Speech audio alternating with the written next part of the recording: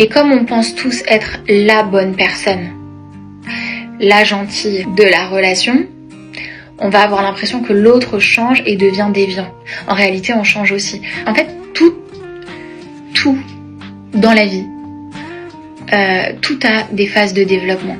Nous, en tant qu'êtres humains, on a des phases de développement, nourrisson, petite enfance, ado, jeune adulte, adulte confirmé, etc., etc. On passe tous par des phases de développement. Donc le couple, il va aussi passer par des phases de développement. Encore plus aujourd'hui, on emploie des termes. On est en avant-bail, après on est en bail, après on a une relation, t'as vu. Après, on a une relation, après on est en couple, mais un couple tranquille. On est en couple, on s'enflamme pas. Et après on est en couple, etc. Bon.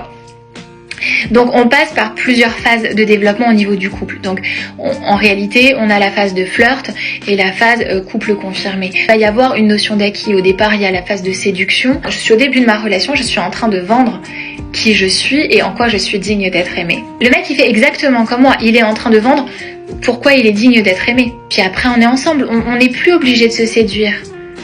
On n'est plus obligé parce qu'on est déjà ensemble et qu'on s'est déjà promis un peu des choses. Donc il y a une notion d'acquis. Et puis de toute façon, on n'est plus du tout le même couple parce qu'on est déjà installé. Donc là, tu as rencontré le mec en phase de séduction, en phase de flirt.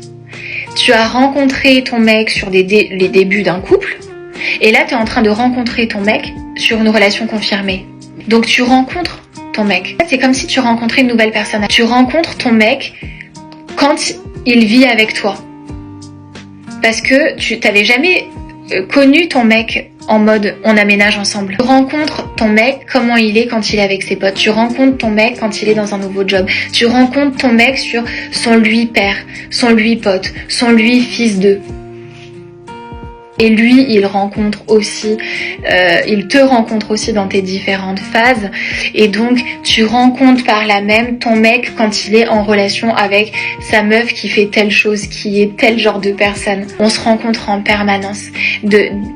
La rencontre, c'est pas ce qu'on appelle la rencontre. C'est pas le tout début de la relation où hello, je m'appelle machin et toi tu t'appelles machin, super, c'est cool, enchanté, viens, on a une relation. C'est pas ça en fait la rencontre. La rencontre, c'est une rencontre de tous les jours. C'est une rencontre de tous les jours. Quand moi, je vais avoir des discussions de plus en plus sérieuses avec mon mec, il me rencontre sur moi qui pose ma limite, cette limite-là, ou qui suis en demande de ce besoin-là. Et moi, je le rencontre quand il a en face de lui une meuf qui pose ce besoin-là. Tiens, finalement, mon mec, quand je pose cette limite-là, il est très cool, il est hyper charmant, il me dit mais oh mais bébé mais grave mais t'inquiète, enfin y a pas de souci. Quand je vais être dans ma mauvaise période du mois, je rencontre mon mec et il me donne ma petite bouillotte d'eau chaude et il me dit attends mets-toi bien, je vais faire à manger, t'inquiète chérie, tout va bien.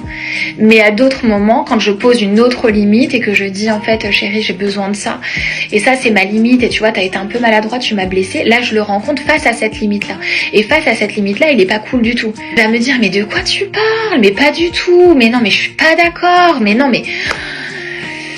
Et moi je vais me dire mais c'est ça le mec avec qui je suis. En fait il a ce trait de personnalité confronté à cette variable là.